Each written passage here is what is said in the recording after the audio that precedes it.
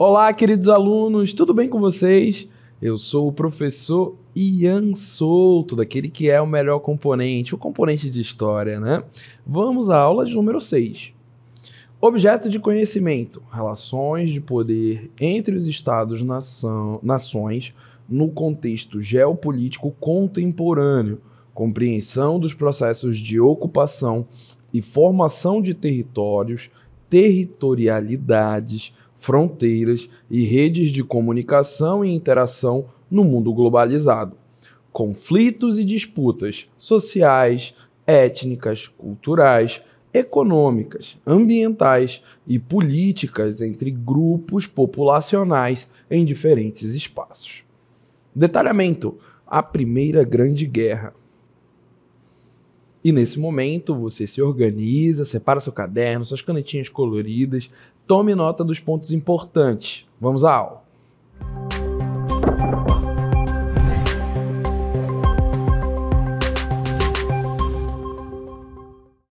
E olha só, queridos alunos, estamos aqui nesse cenário caótico, né? Para fazermos alusão a esse período, que é um período muito importante para compreendermos o contexto global, né? Aquele que é o contexto da Primeira Grande Guerra Mundial, tá? Esse é um contexto marcado por um forte enriquecimento da burguesia, né? Através da industrialização. Dentro desse contexto, nós já temos agitações políticas devido, né, àquilo que chamamos de nacionalismo. Então, os sentimentos, né, de pertencimento a uma nação estavam em alta nesse momento, né, ali início do século XX. Você tem também, dentro desse contexto global, uma forte rivalidade entre as nações.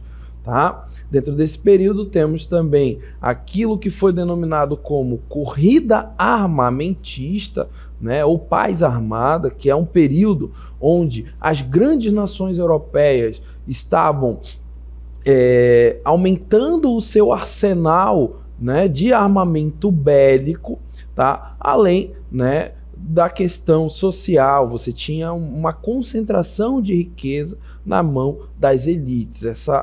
Essa concentração dessa riqueza foi muito favorecida pela Revolução Industrial, além das questões das rivalidades internas entre os países europeus, né? Pois nesse período você tem ali as nações imperialistas entrando em conflito para dominar, né, dois continentes, o continente africano e o continente asiático. E é dentro desse contexto que iremos caminhar a respeito, né, dos principais aspectos da Primeira Guerra Mundial. Dentro desse contexto, nós temos, né, um momento antecessor a, de fato, o conflito, que é a Guerra Franco-Prussiana, que vai do período entre 1870 até 1871, onde você tem duas grandes nações dentro desse conflito. De um lado a França, de outro a Alemanha. O motivo dessa guerra, né, é uma tensão que já havia entre essas duas nações desde o período das guerras napoleônicas. Então, França e Alemanha possuem um histórico de conflitos por territórios, tá?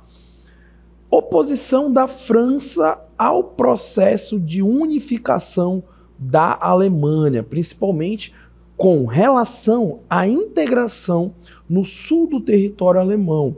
Napoleão III acreditava que uma Alemanha forte e unificada iria ameaçar a França. Então, dentro desse contexto, nós temos as principais nações europeias, né, se estabelecendo de fato como nação, né? Você tem Itália, Alemanha, França dentro desse processo de unificação e de fortalecimento como nação, e dentro desse processo as rivalidades elas vão ser cada vez mais atiçadas. Então, vamos entender um pouco mais a respeito da Guerra Franco-Prussiana.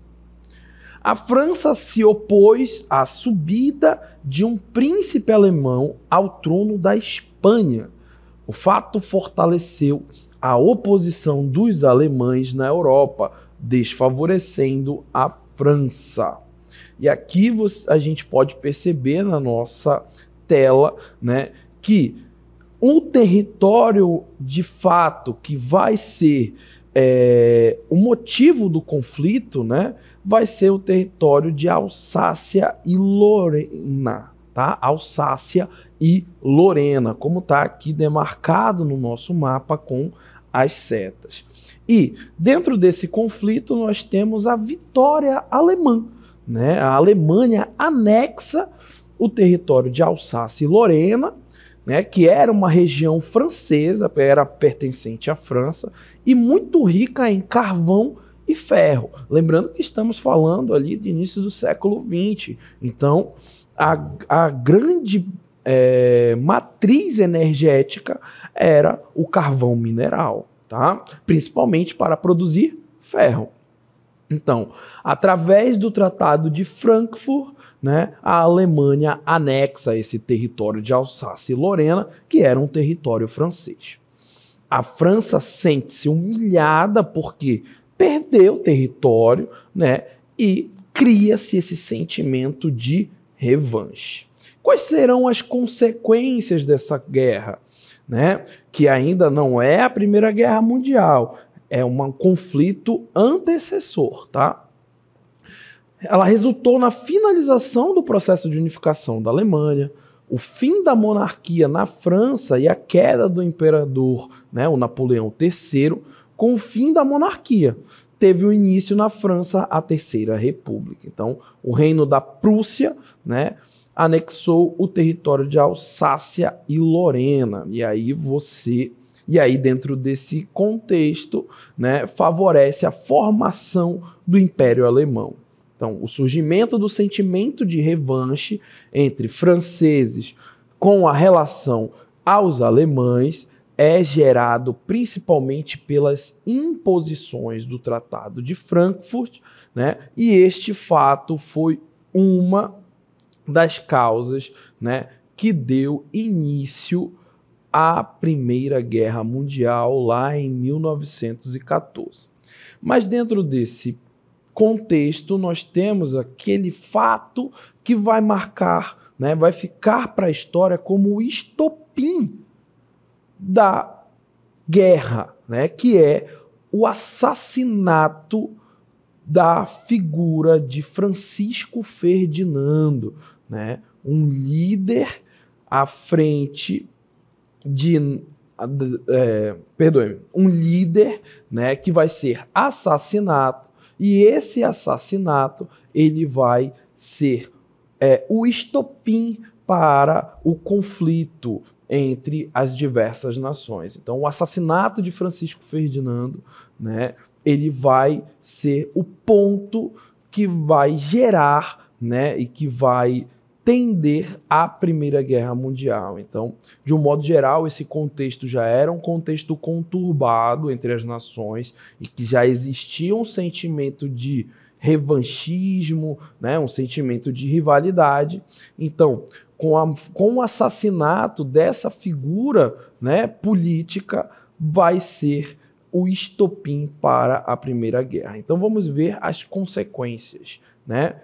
A Áustria-Hungria declara guerra à Sérvia após, né, o assassinato do Ferdinando. A Rússia apoia a Sérvia. A Alemanha apoia a Áustria-Hungria.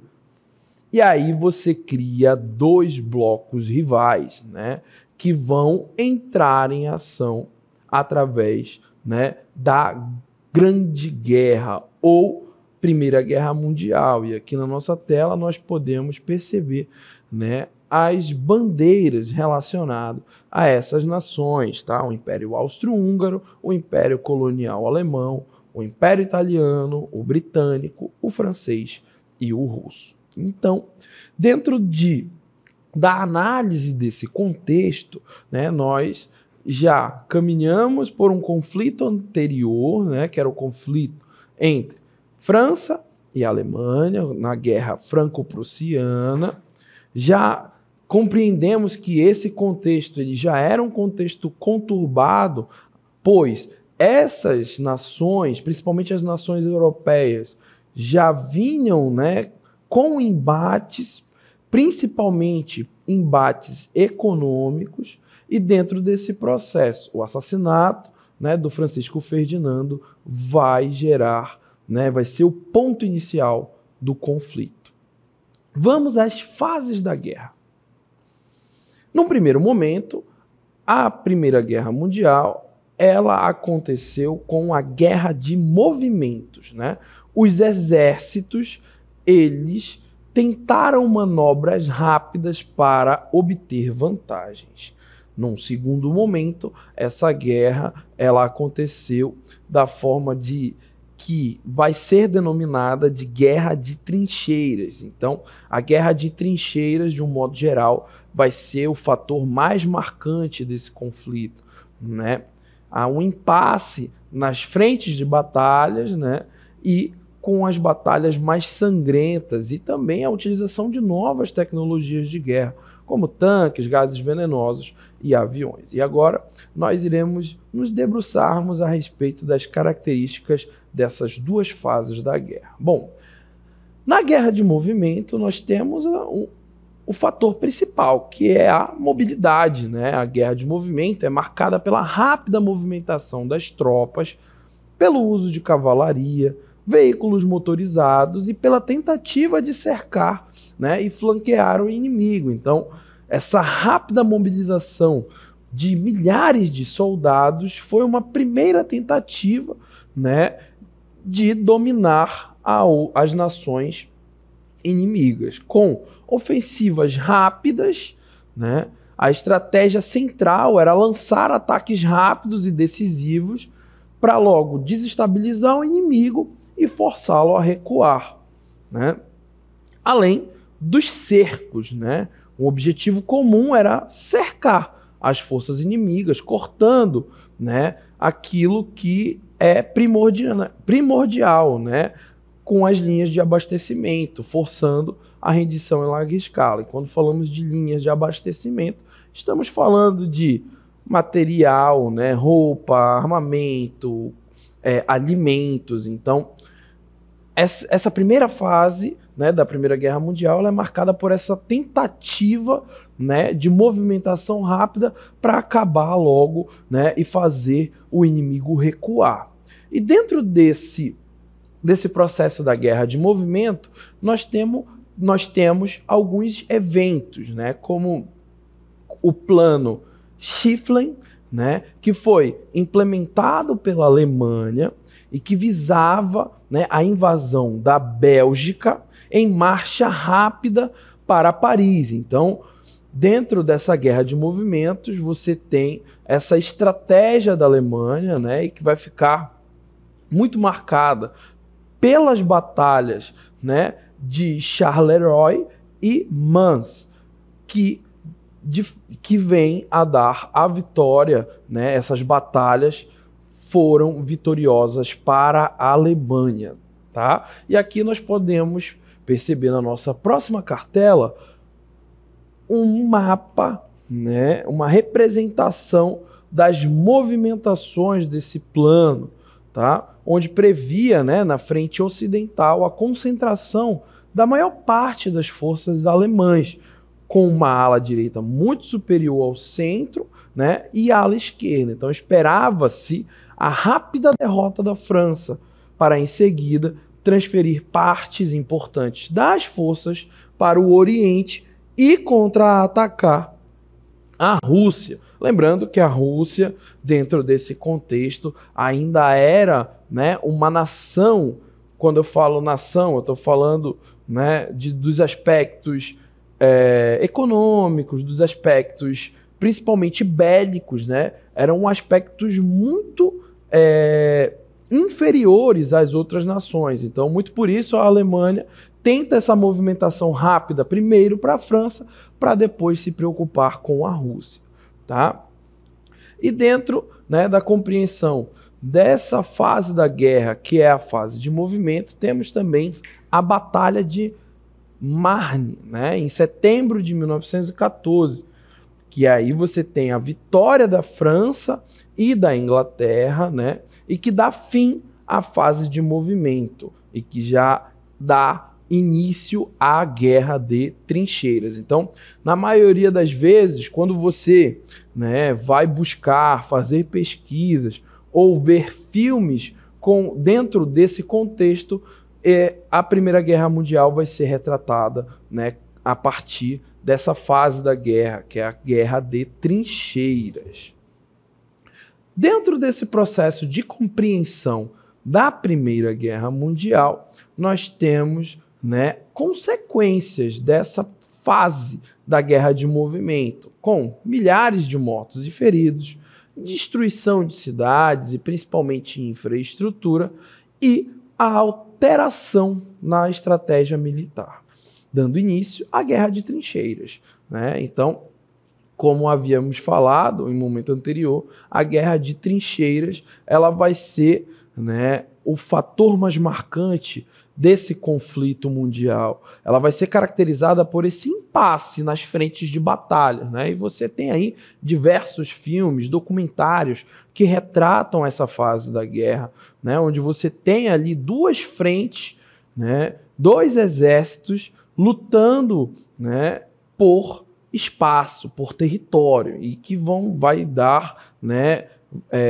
vai se desenrolar com batalhas extremamente sangrentas, né? E que também inaugura a utilização de algumas tecnologias novas à época para, né, este fim bélico, como tanques, gases venenosos, principalmente a utilização do gás mostarda, submarinos e aviões. E dentro desse processo de compreensão da Primeira Guerra, né, desse grande conflito, nós temos que estar contextualizados. Então você já entendeu que anteriormente a esse conflito houveram outros conflitos que vão, né, acirrar os ânimos entre as nações europeias. Esse conflito ele se dá início a partir do assassinato do Francisco Ferdinando, né? Aí você vai ter cada nação escolhendo, né, os seus blocos para o conflito, e esse conflito ele vai se desenrolar em duas fases: a fase da guerra de movimento e a fase das guerras de trincheira. Bom, e dentro desse processo de compreender, né, nós temos um ano decisivo, que é o ano de 1917. Esse ano decisivo ele vai ficar marcado pela entrada dos Estados Unidos da América no conflito e que declaram guerra à Alemanha após o afundamento do navio mercante americano denominado Lusitânia por um submarino alemão. Em 1917, você tem, além da entrada dos Estados Unidos da América no conflito, a saída da Rússia, né, do conflito após a assinatura do Tratado de Brest-Litovsk com a Alemanha em março de 1918. Então, para o contexto mundial, 1917 é um ano muito importante, pois você vai ter, né, fatos históricos extremamente importantes, como a entrada dos Estados Unidos da América, né, nessa grande guerra, onde vai mudar completamente os rumos do conflito. Você vai ter a saída da Alemanha, né, ainda em 1917, também na Alemanha, você vai ter aquilo que chamamos de Revolução Russa, e no Brasil, né, você vai ter, em 1917, a Grande Greve Geral, que vai marcar o movimento operário. Então, esse ano é um ano com muitos fatos históricos importantes. E já que estamos falando do Brasil, né, vamos pensar a respeito da relação do Brasil com a Primeira Guerra Mundial. Bom, num primeiro momento, o Brasil ele instaura-se neutro ao conflito, né? O governo brasileiro buscava manter relações amistosas com todas as nações envolvidas no conflito, assim como os Estados Unidos da América, né? Então, não é à toa a questão dessa relação entre Brasil e Estados Unidos serem neutros num primeiro momento. Afinal de contas, essa relação neutra do Brasil e dos Estados Unidos da América até então era uma relação lucrativa, né? Pois se você tem nações em conflito, outras nações vão ter que fornecer alimentos, né, material bélico. Então, essa neutralidade ela era positiva até então, tanto para o Brasil quanto para os Estados Unidos da América.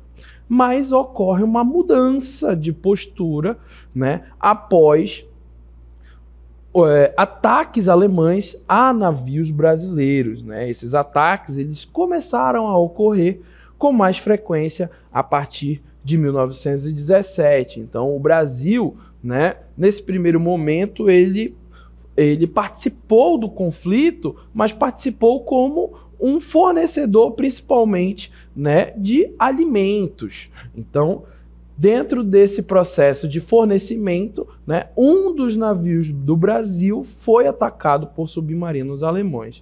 E aí vai acontecer uma grande pressão popular, né, e governamental, pois os ataques geraram grande indignação no Brasil, tanto da população quanto do governo. E é aí que em 1917 o Brasil, né, entra no conflito de modo oficial, né? O rompimento das relações diplomáticas em abril de 1917. O Brasil rompe as relações diplomáticas com a Alemanha, mas não declara guerra. Ele só rompe as relações diplomáticas. E o que isso significa? Toda e qualquer troca comercial, né, todo e qualquer acordo vai ser dissolvido.